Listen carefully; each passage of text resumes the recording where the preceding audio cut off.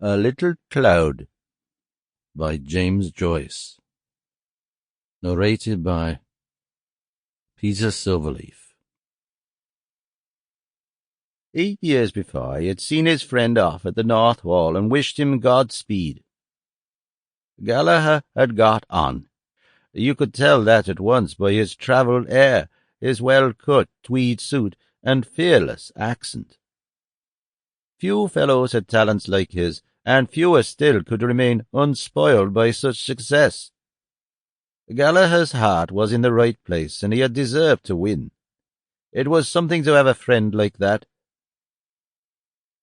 Little Chandler's thoughts ever since lunchtime had been of his meeting with Gallaher, of Gallaher's invitation, and of the great city London where Gallaher lived.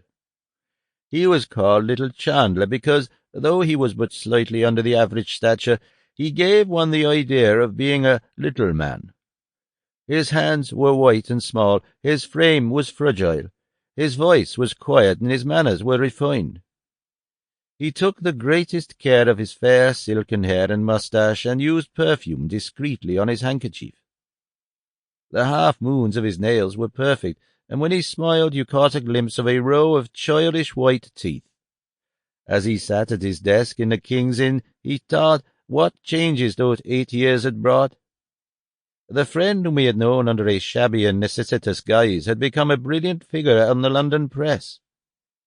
He turned often from his tiresome writing to gaze out of the office window. The glow of a late autumn sunset covered the grass plots and walks. It cast a shower of kindly golden dust on the untidy nurses and decrepit old men who drowsed on the benches. It flickered upon all the moving figures, on the children who ran screaming along the gravel paths, and on everyone who passed through the gardens. He watched the scene and thought of life, and, as always happened when he thought of life, he became sad. A gentle melancholy took possession of him. He felt how useless it was to struggle against fortune, this being the burden of wisdom which the ages had bequeathed to him. He remembered the books of poetry upon his shelves at home. He had brought them in his bachelor days, and many an evening as he sat in the little room off the hall, he had been tempted to take one down from the bookshelf and read out something to his wife. But shyness had always held him back, and so the books had remained on their shelves. At times he repeated lines to himself, and this consoled him.